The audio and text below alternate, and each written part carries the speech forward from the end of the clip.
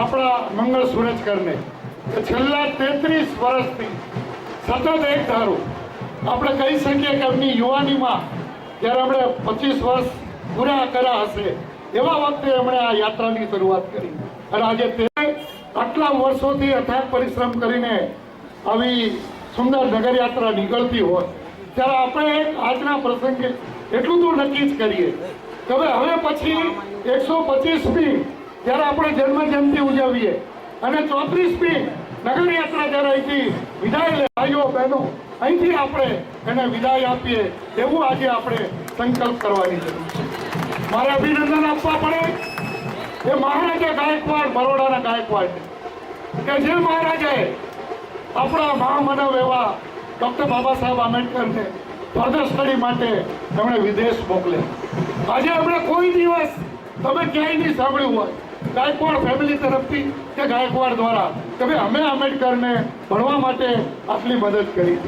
આજે એ ફેમિલીને એ ગાયકવાડ ખૂબ ખૂબ બિરદાવીએ.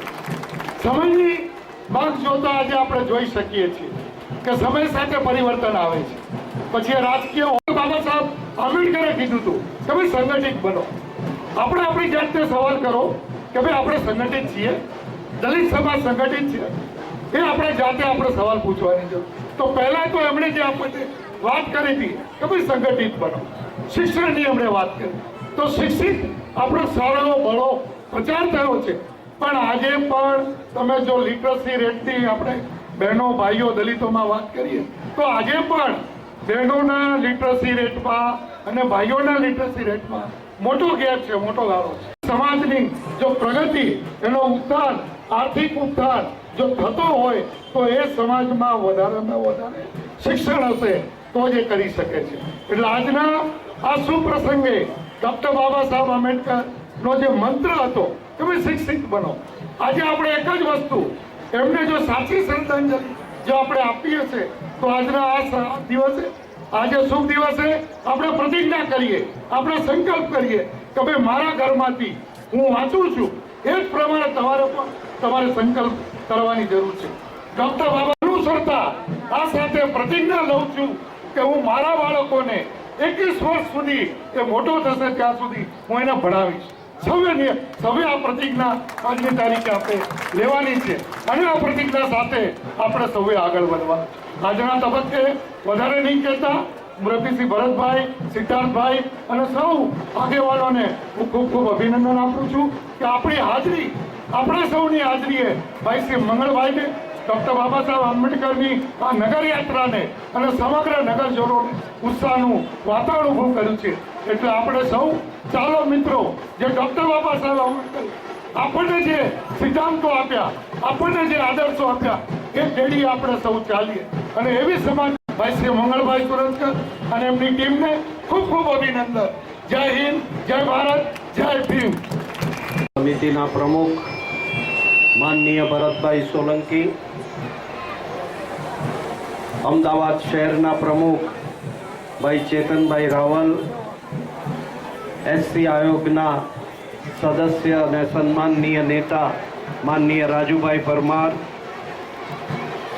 વિપક્ષના નેતા બદરુદ્દીનભાઈ, ધારાસભ્ય શ્રી શૈલેષભાઈ, પૂર્વ પ્રમુખ પંકજભાઈ, મંગળભાઈ સુરજકર, એમની આખી ટીમ અને ઉત્તરે ઉપસ્થિત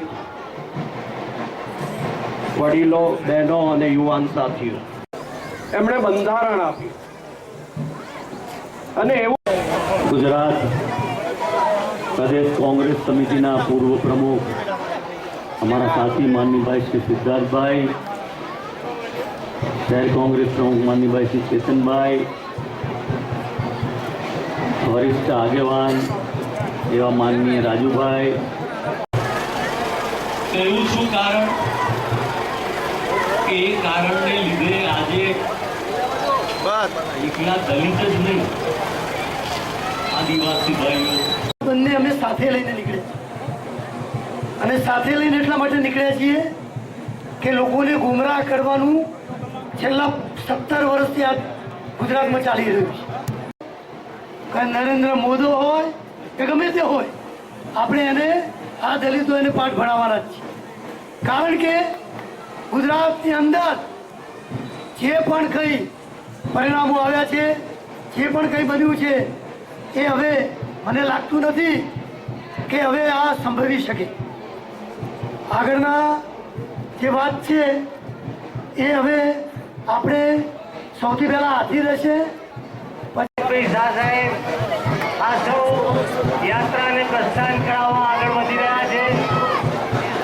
આપ સૌને આ યાત્રામાં મોટી સંખ્યામાં જોડાવા બદલ સમિતિ તરફથી હાર્દિક અભિનંદન આપવામાં આવે છે. ડૉક્ટર બાબા સાહેબ આંબેડકરની સ્મૃતિ માટે doctor Baba Saheb Ambedkar doctor Baba Saheb Ambedkar Saheb Ambedkar doctor Baba Saheb Ambedkar